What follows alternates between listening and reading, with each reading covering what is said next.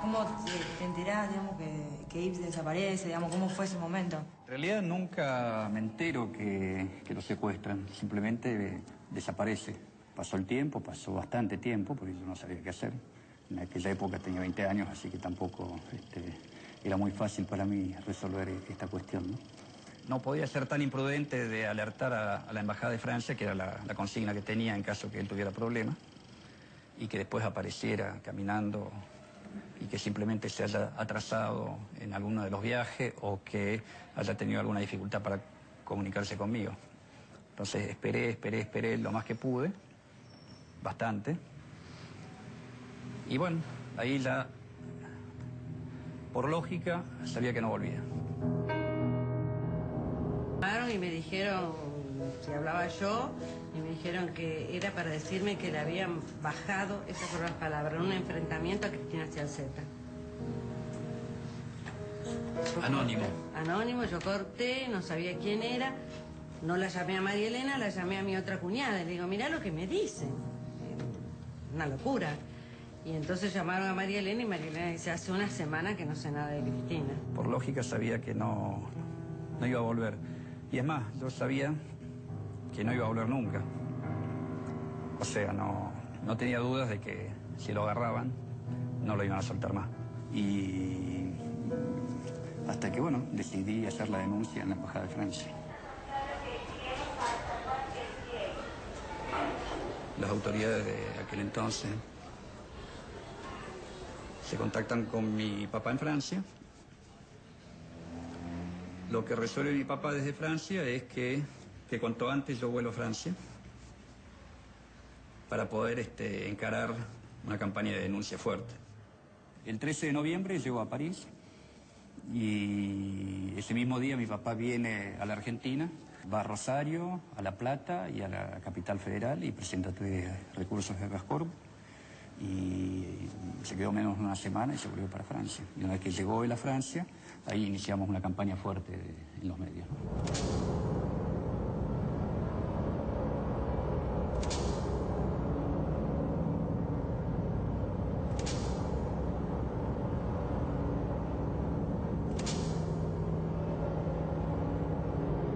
Traté también de recorrer un poco algunos lugares de Europa donde había compañeros de militancia de Yves, a ver si alguien me podía dar alguna noticia, porque se lo había tragado la tierra. O sea, él fue a Rosario, me avisa que vuelve a Buenos Aires, nunca más vuelve, no tengo ninguna pista. Y en ese recorrido, en el 79, me encontré con el último compañero que lo vio, en Rosario.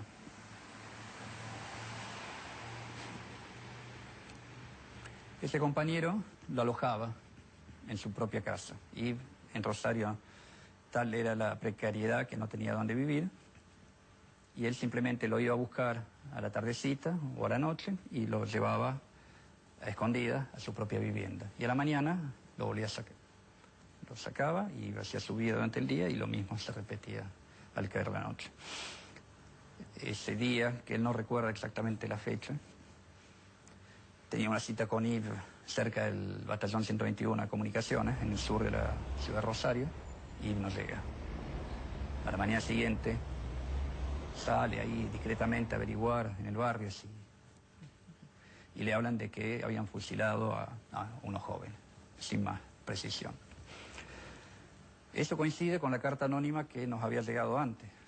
Una carta anónima, obviamente enviada por compañeros de militancia de Yves, que hablaban también del batallón 121 de comunicaciones y hablaban también de que habían sido variados. Desde entonces hemos denunciado el secuestro de Yves y de su compañera, que fue un dato nuevo que me dio ese compañero de Europa. Yo no sabía que él tenía compañera de vida. Para mí, el hecho que hayan sido matados y tirados juntos le da un color, diría, casi romántico.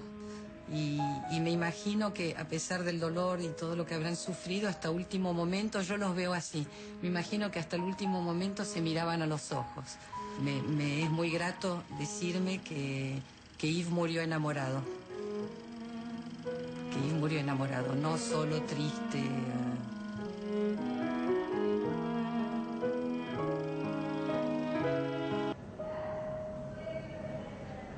La Secretaría de Cultura inauguraba en Firmat, que es una localidad que queda 21 kilómetros desde acá, 22 kilómetros, una plazoleta que se llama Rodolfo Walsh. Para eso invitan a Estela de Carlotto y a Buscarita Roa. Y en realidad lo que les digo es que cuando vayamos a Firmat a entregar este informe, teníamos la oportunidad de acercarnos a alguien que seguramente los iba a estar buscando. Y yo le planteo esto. Seguramente había un papá, un hermano, y sobrinos que iban a estar buscando esto. Pero lo que vos no viste fueron estas fotos, No, donde claro ellos que no. eran chiquititos, ahí sí eran memes. Y bueno, trabajaron en grupos y después de grupos hicimos una puesta en común en el pizarrón y Romina era la que escribía el único borrador que tenía que quedar, producto de todo. Bueno, así se trabaja en el aula. Y así quedó. Y ellos hoy dicen que era pobre, pero decía lo importante, lo esencial.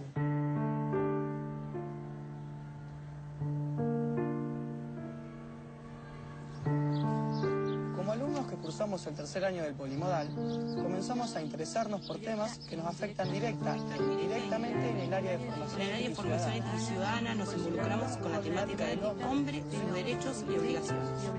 Estudiando los derechos humanos nos atrajo y nos resultó interesante el tema del terrorismo de Estado. Ya que cerca de nuestra localidad se encontraron personas maltratadas, a las cuales se les violaron la totalidad de sus derechos como personas. Conociendo el trabajo que realizan las abuelas y madres de Plaza de Mayo, conociendo que somos parte de esta sociedad y por tanto solo tenemos una patria digna y justa si nos involucramos en sus problemas. Es que decidimos hacer esta pequeña colaboración con ustedes. a través de la entrega de datos. Como jóvenes, no queremos que vuelva a ocurrir esta tragedia. Nunca más. Nunca más. Nunca más. Y así poder vivir en nuestro país en democracia. Donde se nos respete y proteja, para sentirnos orgullosos del mismo. Y así sentirnos útiles como ejemplo para el futuro de nuestra nación.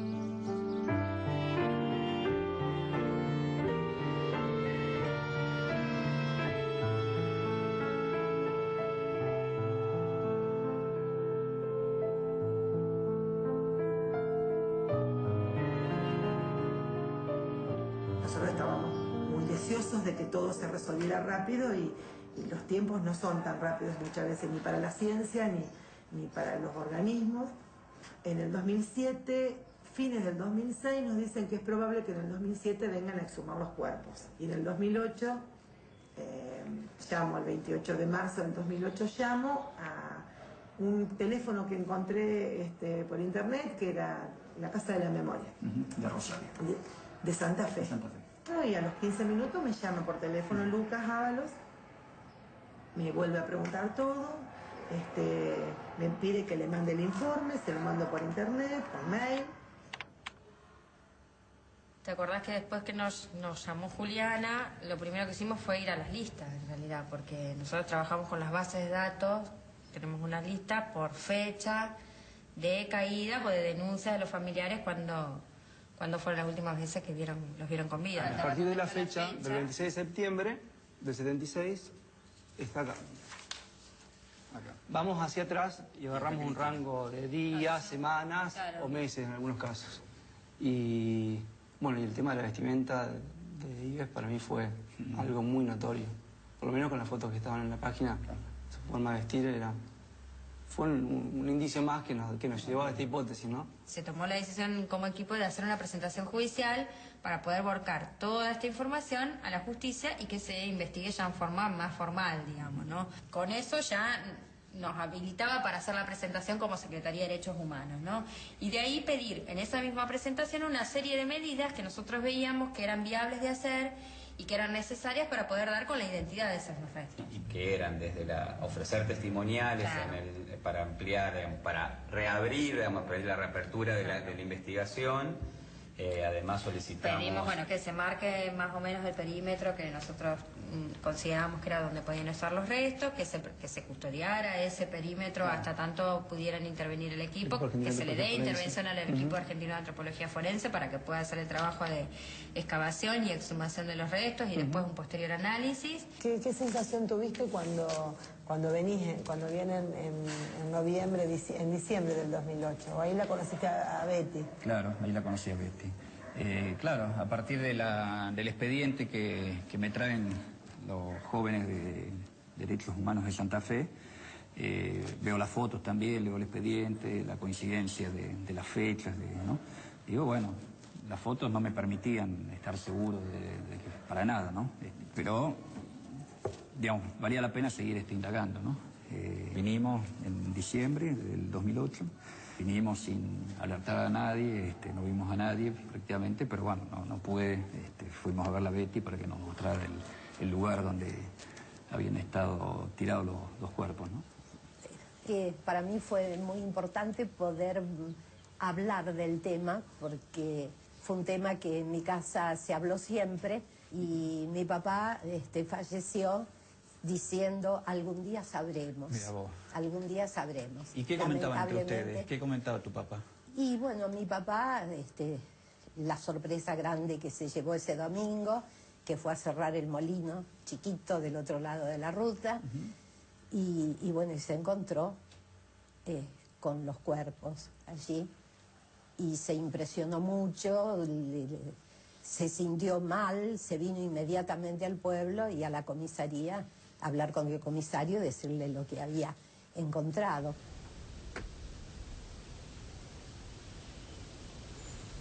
¿Cómo fue que los vio? ¿Cómo fue el momento en que los vio? ¿Dónde estaba él? Él se bajó de la chata que le había dejado en la banquina y fue hacia el molino, y le llamó la atención que había moscas así a unos metros del molino, y como ahí había hacienda, él pensó que había a lo mejor algún ternerito muerto o algo así.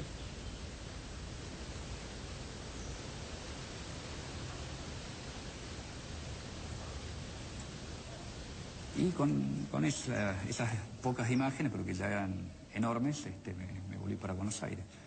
Y ahí fue que en las oficinas de antropólogos forenses, del EAF, les narro un poquito qué es lo que viene a hacer acá Melincue y a Carrera, y me dicen que ellos el caso lo conocen desde hace tiempo. Para nosotros el caso Melincue es una historia antigua, porque hace 10 años que el expediente,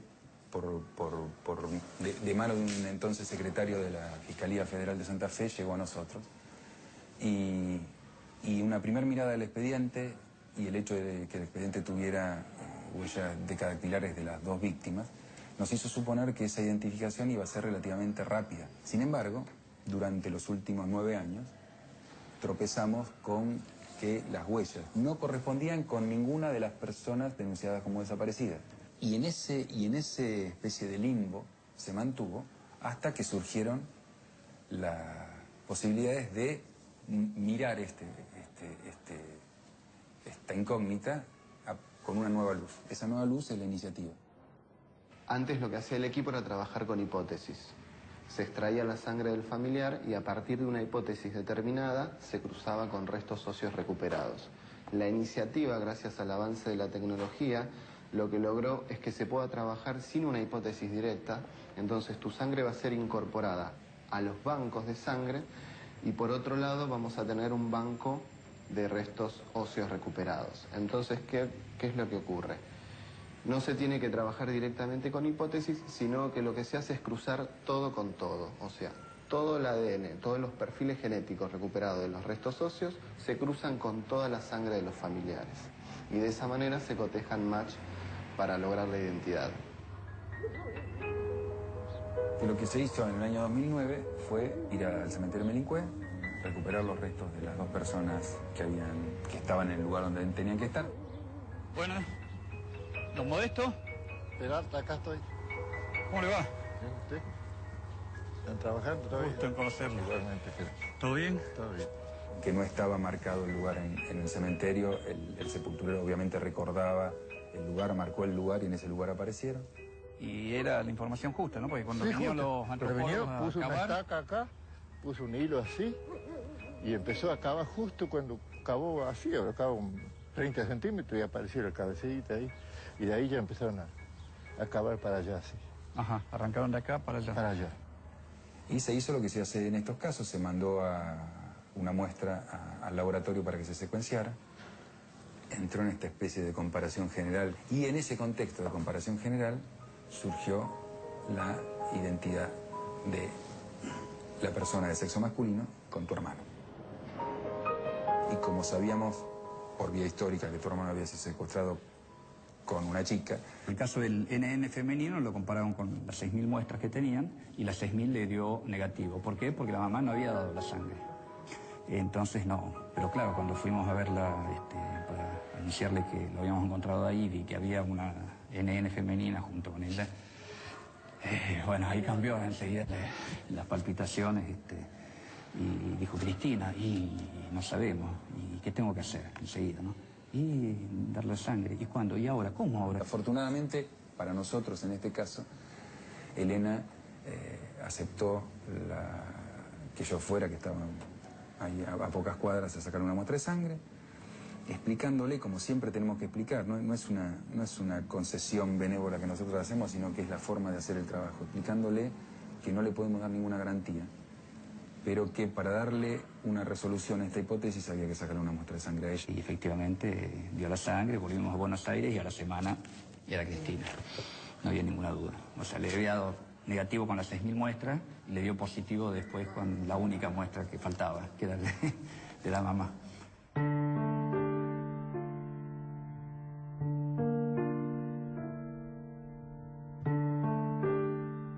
Y bueno, y después inmediatamente llamados telefónicos a los hermanos allá en París, todos muy sorprendidos además, ¿no? Porque nunca imaginaron que algún día alguien les iba a decir encontramos ahí, ¿no? Nunca, yo tampoco, ¿no? Yo tampoco, lo deseaba especialmente por mis padres, pero nunca imaginé que algún día, ¿no? Alguien me iba a decir, sí, sabemos dónde está y sabemos que es él y se le puede devolver una identidad a una familia y así que es un enorme privilegio, además de todo lo demás.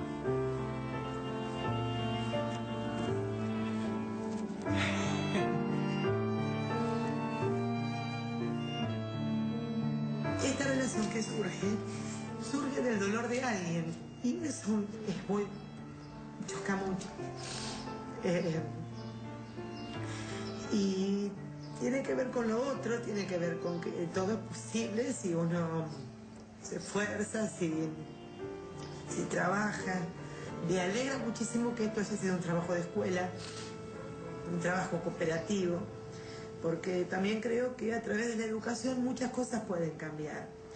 Yo digo que el conocimiento hace libre y a partir de lo que los chicos vivieron y conocieron, ellos van a poder elegir cuestiones diferentes, van a poder elegir, ¿no? Son libres.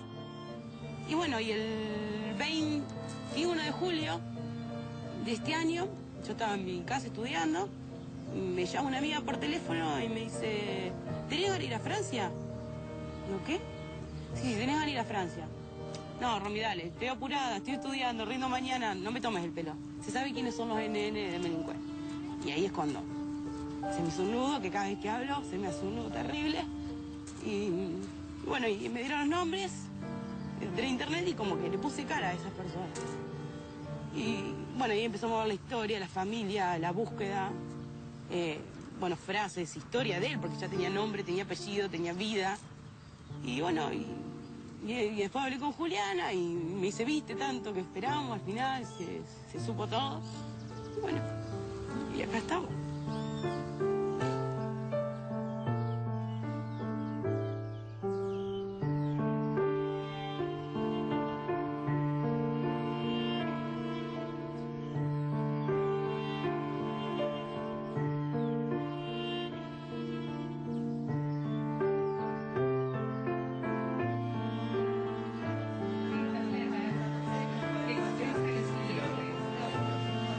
Pueblo y Gobierno de la Provincia de Santa Fe, la promoción 2003, en la escuela número 425, Pablo Inesurno, En reconocimiento al trabajo de investigación por la memoria y los derechos humanos de la ciudadana mexicana Cristina Gelceta y el ciudadano francés Yves Domer, desaparecidos en 1976. Melincue, agosto de 2000.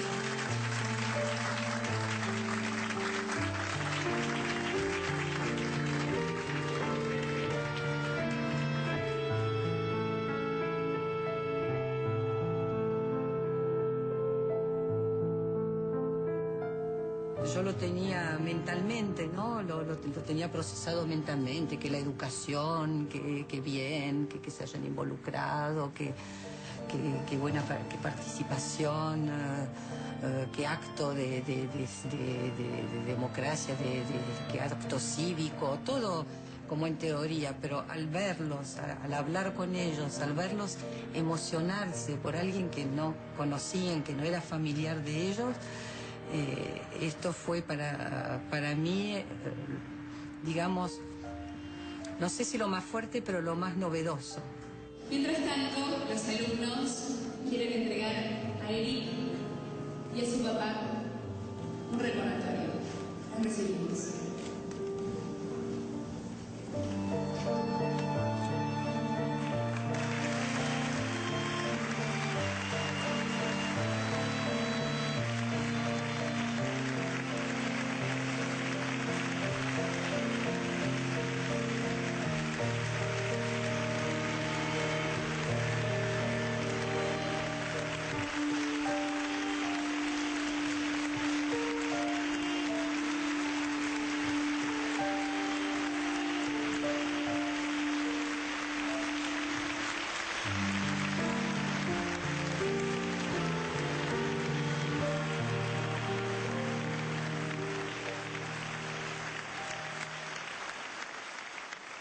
Yo quiero que todo aquel, y pido como presidenta de todos los argentinos, todo aquel que haya tenido un familiar desaparecido, son apenas unas gotas de sangre para lograr la identidad, que no es un derecho individual, es un derecho colectivo y social. Todos tenemos derecho a saber quién es la otra persona. Y aunque esa persona tal vez no quiera saberlo, algún día también verá, vivirá, sentirá que es necesario saber quién es. No se puede vivir toda la vida sin saber quién es uno. Y tenemos que colaborar todos los que desde nuestras distintas historias y experiencias tenemos en esto sí una identidad común, que no es poca cosa que los derechos humanos sean una política de Estado en la República Argentina. Muchas gracias y muy buenas tardes a todos y a todas.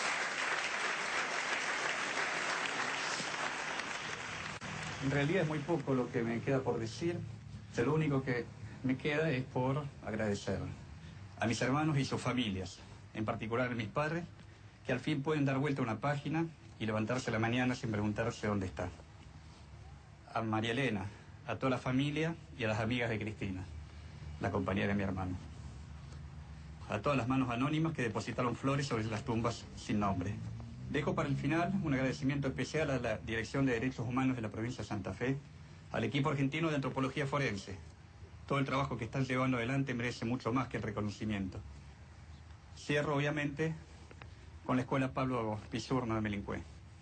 Un interminable abrazo a los chicos y docentes que un día de 2003 emprendieron el loco sueño de descubrir quiénes eran esos dos jóvenes acribillados y tirados a la vera del camino en septiembre del 76 y sepultados como NN, y lo lograron.